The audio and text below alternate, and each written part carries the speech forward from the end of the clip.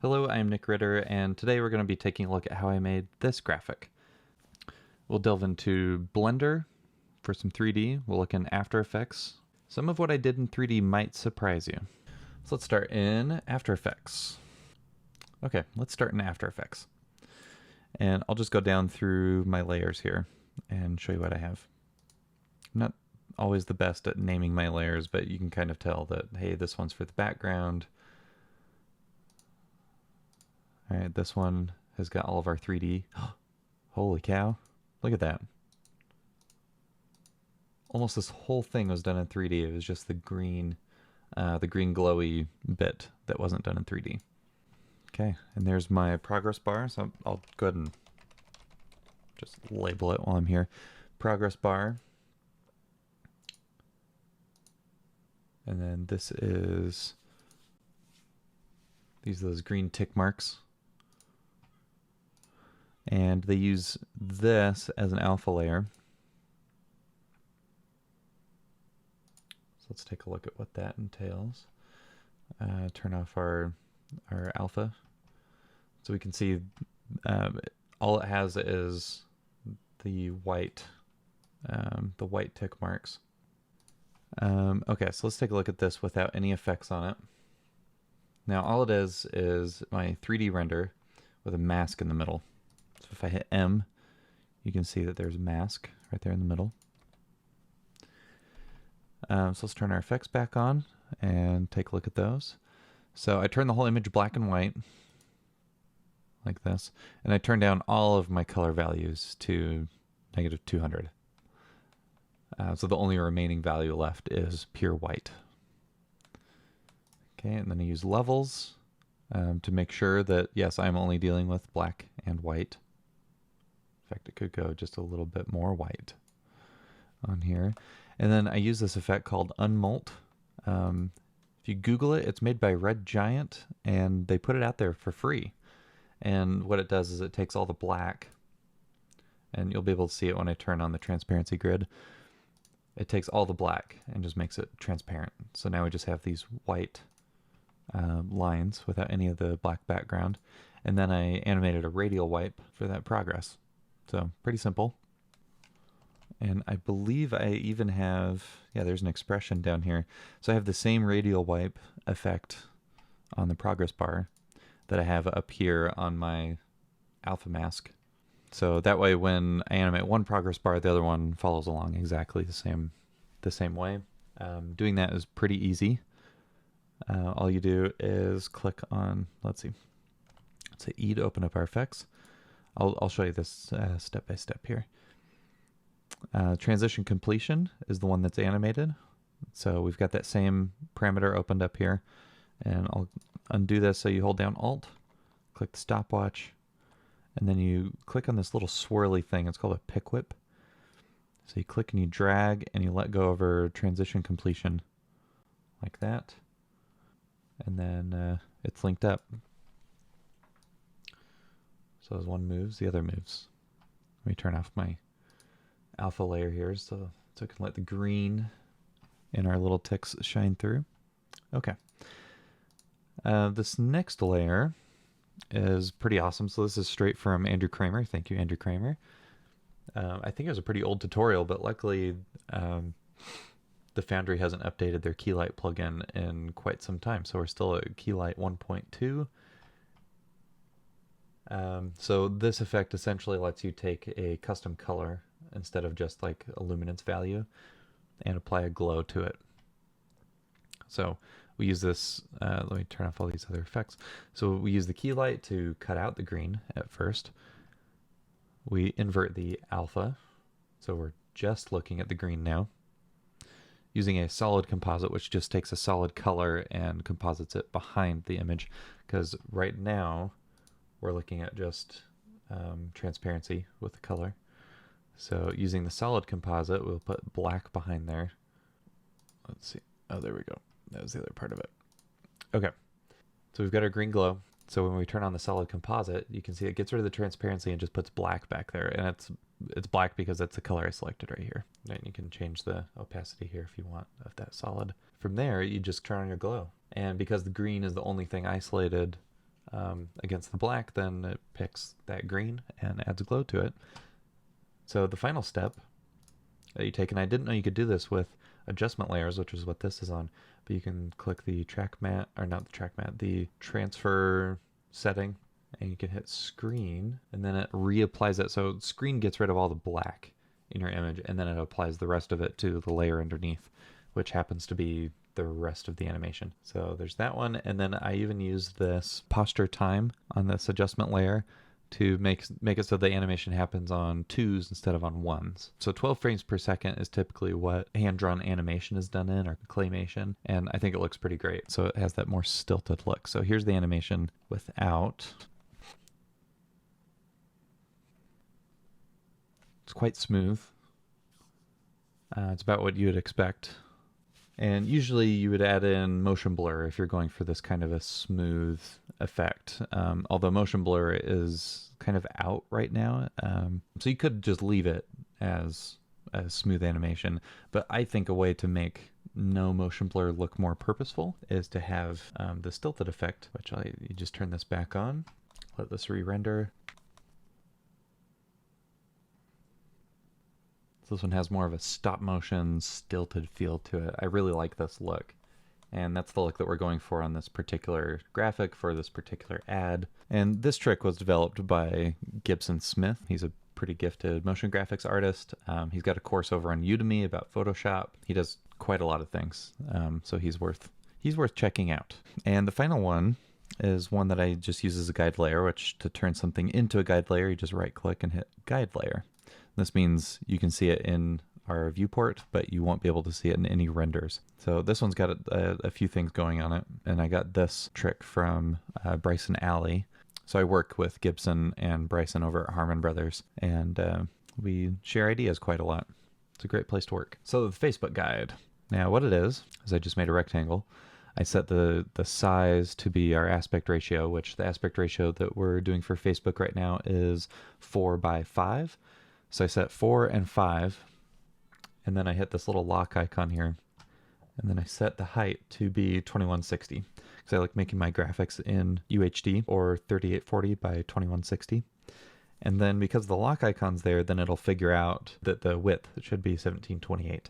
And then you can use this stencil alpha, and it takes the alpha of this one layer and it forces all of the layers below it to have the same alpha. Pretty cool little effect there, but this way we can make sure that the graphic will work for both Facebook and YouTube. So 4:5 and 16:9. With that said, sometimes if we have time or if it's important to the graphic or the creative director, we'll just reframe the entire graphic for 16:9, so it takes up a little bit more of the space. It just kind of depends on the project and who's in charge. All right, so let's go ahead and take a look at our 3D layer, which has quite a bit going on. I guess before we look in there, typically I would do all of the things in white here in After Effects. Okay, so here is our rendered scene. If I just rotate around here. So you'll notice a few things. Let me go ahead and hide this purple background. So I can hit H. Now we've got our light. Maybe I'll just give ourselves a full 3D viewport.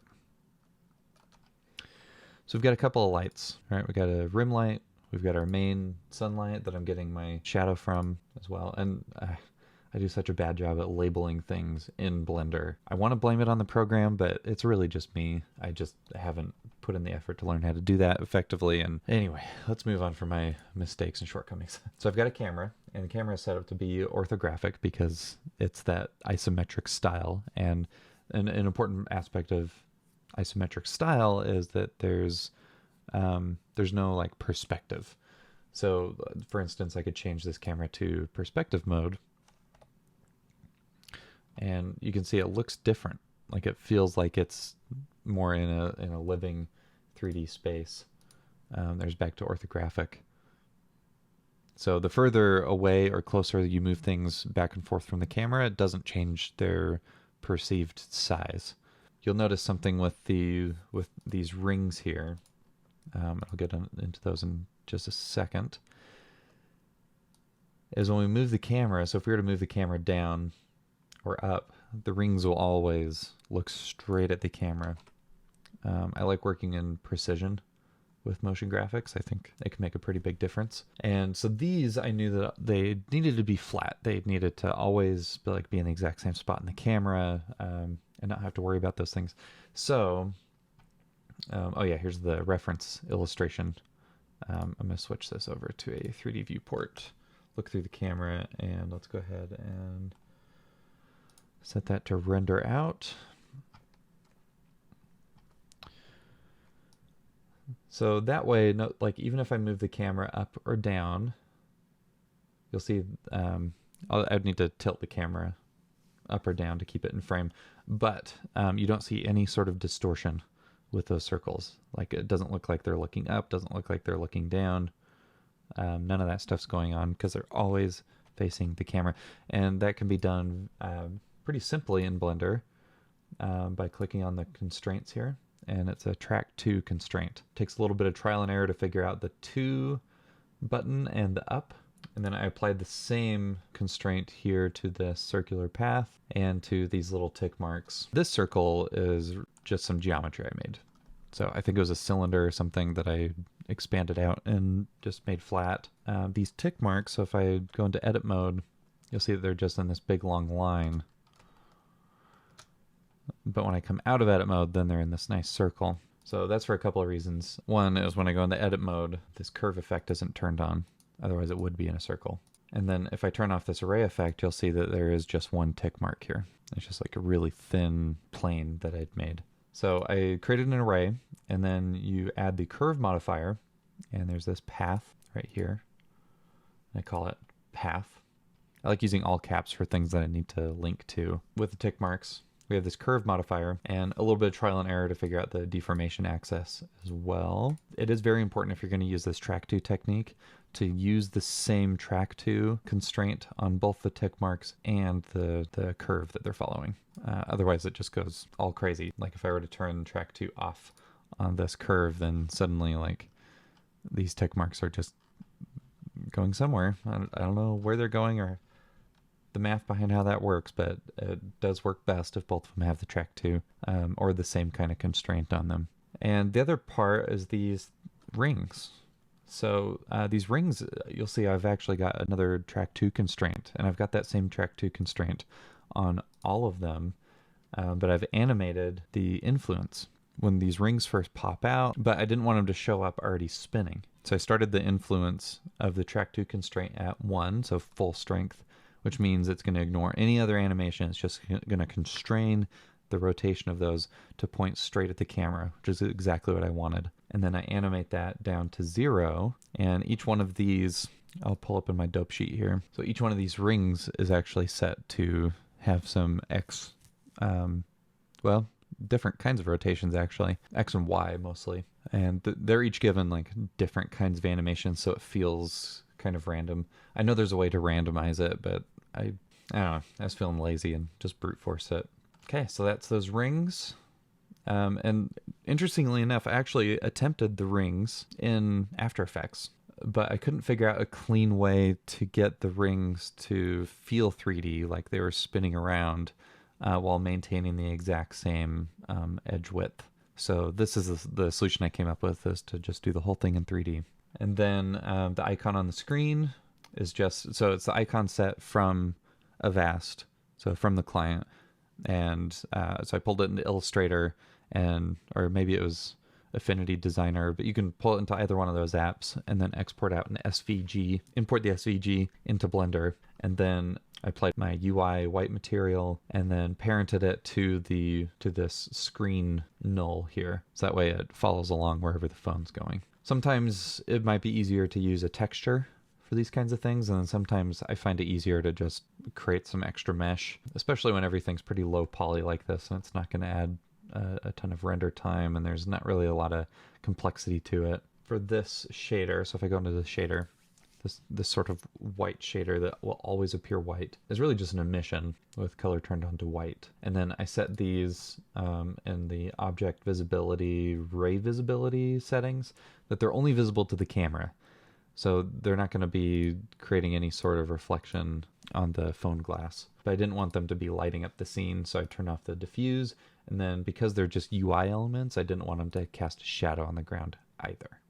The phone is a pretty basic 3D model, and I use different variations of the principled shader, except for the screen, which is a emission shader mixed with the, or added to the principled shader. So I could get the exact color I wanted, but then also get the reflections added in there. And speaking of reflections, that's what this guy is over here. He is literally there just to give us a really nice reflection. I knew we wanted this diagonal kind of reflection here, and it would look really cool and dynamic if, as the phone was animating in, see it's spinning like that, then we could see the reflection dynamically interact with it. And that's what this square is. If I go in and hide it, reveal it, hide it, reveal it. Now if you get multiple devices, the reflections can get pretty crazy. Let me actually show you another setup I have.